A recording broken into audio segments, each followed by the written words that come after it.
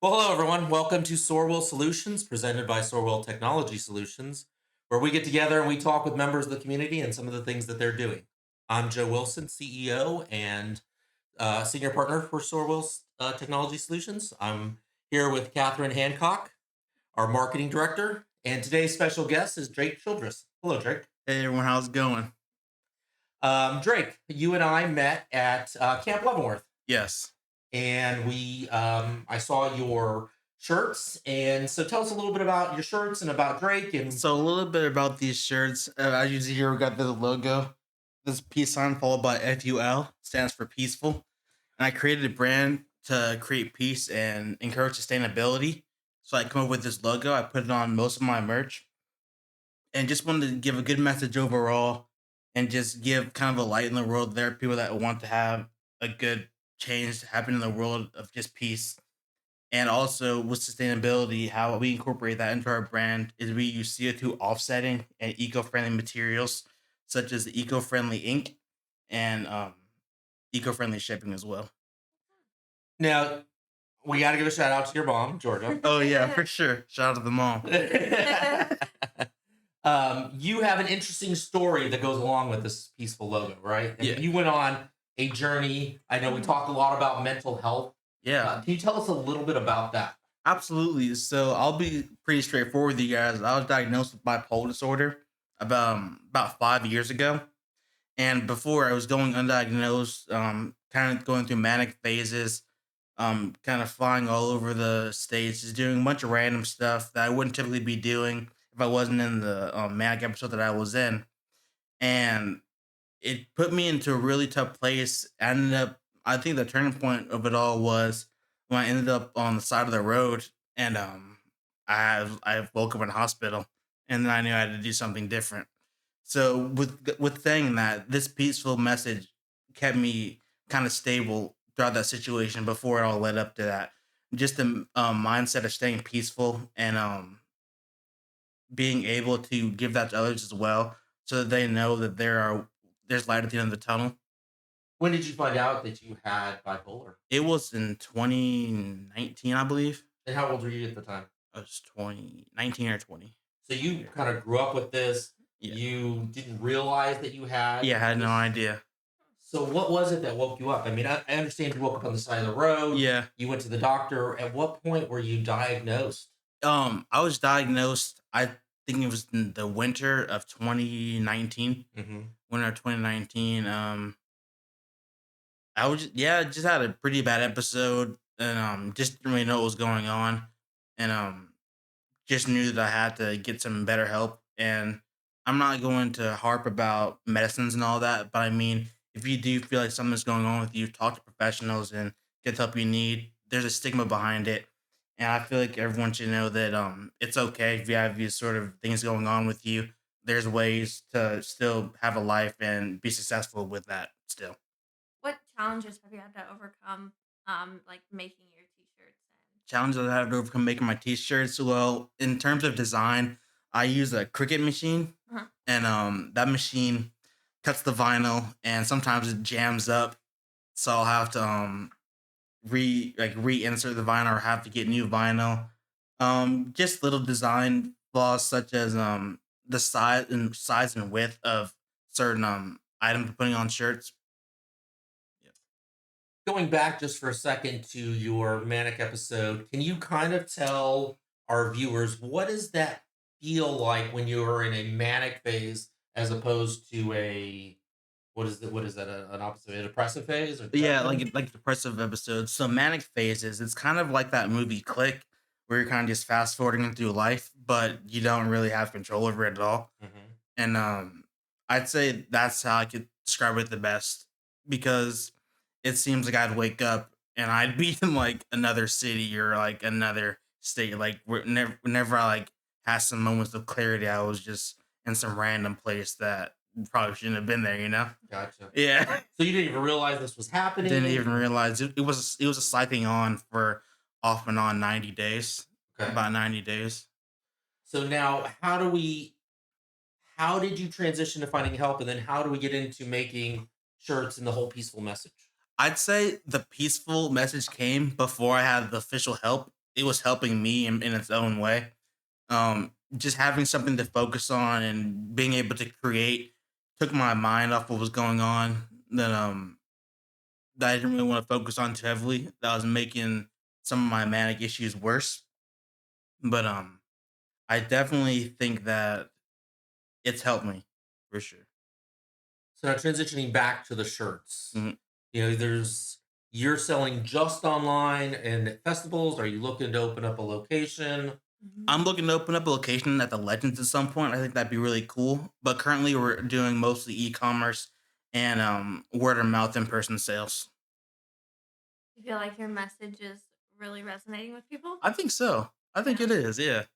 I think everyone who sees it can relate in some sort of way, and I think no matter where you are, anywhere you are, people do just want peace. They want to feel safe in their environments in their homes. I think it's really cool that you not only like resonate with the younger crowd, but like you your shirts are selling at like places like a smoothie shop Yeah, or us in IT and daycares and yeah. I think that's I think it's really grown a lot, and it's super fun. I do enjoy what I'm doing. mhm. I think it's a good message, and I'm gonna keep doing it as much as I can. Yeah, I think it's really exciting. I think what's really unique about you, and we kind of talked about this with Jermaine last week. You're not hiding from your past. yeah, You're not trying to hide who you were. But mhm, you're embracing this challenge that you faced absolutely. and moving forward with it. And you're not scared to talk about it, which I think there are some people. I know my father. I grew up with a father who was at the time before it was bipolar, it was called manic depression, Hmm. and went through a lot of the similar things. Took him a long time to get on medicine, but he never really talked about Yeah, Mhm. it. So the fact that you're embracing it and talking to people, we do live in a world that there's this stigma to mental health, and people don't want to acknowledge it or they see it as a weakness. I think yeah, especially amongst my generation, yeah. That's what I we was were gonna taught to say. 100%. Yeah. compartmentalize. We didn't address it. If we had issues, it was suck it up and carry on. Yeah. Law enforcement, that is slowly starting to change. And I think your shirts present a really great message. Thank you. Yeah, I wanted to create a message that would for with the clothing that was pretty straightforward. You see it and you're gonna get it within 1 or 2 minutes of seeing it on the shirt. I feel like, and I feel like that was important because a lot of these brands they're good, but with the message that they're trying to present, it's not just out there in the open. Mhm. You know, so I wanted to be a little bit different in that way. So I did that. And so we met at Camp Leavenworth. I think mentioned that earlier. You were selling shirts and ran Hmm. into your mom, and she kind of pushed me in your direction. Yeah. And I saw this shirt, and I was like, gotta have it. Yeah. And so I came back the next day and I bought it, and that's kind of how we started get to know each other. So Absolutely. I've really been intrigued by the things that you've accomplished and your embracing of this mindset. Yeah. So I commend you on that because Thank you. I I appreciate think it. it's Thank you. incredible and it's a message that really needs to get out there. Yeah. What are some other things that might affect people's mental health that they should be looking for as we kind of go back to it to see if they have an awakening to say, hey, I need some I'd say if you have racing thoughts, um, thinking about certain things for just way too long, um, impulsive trips, stuff like that. All those can kind of be indicators of something going on. I feel like traveling is cool, but have a plan when you travel. help. Yeah, you want to have a plan, and I think yeah, I think mainly those things are big indicators. And I'd say another thing with mental health, I feel like social media plays a part of that as well. Mhm. Like on some sites, on some posts, you'll see no one cares. It's like whoa. So I don't think that that's the best. Have a steady diet of that all the time. So, Yeah. and I say if you're seeing those kind of messages, just like hide the page, block the page, because eventually you're gonna just keep seeing that, with the algorithm. So you just gotta um try to minimize that as much as you can. Those kind of posts and just those negative like meme pages, bot pages, whatever you want to call them. Try to stay away from those. Do you see yourself becoming like a mentor for like younger people to like Oh, I think I'd do that one getting day. your message out? Yeah, I Do you think see yourself selling shirts at like the therapist office or I like? could see that 100%. I think that'd be a good addition to the mental component that's Mhm. going on in these organizations. Having some sort of like brand that can appeal Mhm. to people that have these problems, and now that even with some of the worst diagnosis, you can still be successful and have a good outcome in your life. You know, Mhm. yeah. We're talking a little bit about the algorithm for social media, and Kathryn, you're the social media person for SorWil as well. How does the algorithm? Can you tell us a little bit how the algorithm works? Basically, you see something or you search something that you like, and then it just automatically pops up. Whether you are talking about something with somebody, like I could be talking about the Chiefs, and then next thing you know, I'm gonna get a whole bunch of Chiefs ads, or I like a video of somebody dancing, and then I get a whole bunch of dancing videos. So Yeah. that's how that works. Okay. Hmm. All right. So now we're going to transition to another segment that we do on the show. Okay. And I didn't prep you for this. Okay. So we kind of talk about what is kind of on your mind. And we'll start with Kathryn today since Ken's not here. What have you been thinking about? What are you thinking about right now? I know Thanksgiving is over. Yeah, I wish you wouldn't have came to me first. Gotta put you on the My spot. mind is like, oh, I can't talk about Thanksgiving because it just happened. Let's talk about the Chiefs. Oh, I don't know if we can talk about the The Chiefs. chi- Oh, ooh, that's brutal. Why? Well, obviously they're winning, but they're not playing well. Yeah, they're not doing Christmas shopping. Have you gotten your Christmas shopping started? Yeah, I think I'm almost done actually. That's pretty good. Yeah. Nice. Already? Third? Wow. Wow. Yeah, Yeah. you didn't- We need to get to work, huh, Crazy. You Joe? didn't do Black Friday or Cyber Monday? I did not. Well, I you did should. not. I did not either. I was night shift things. So, what's been on my mind, and this will be a shout out to my wife, Stormy Wilson.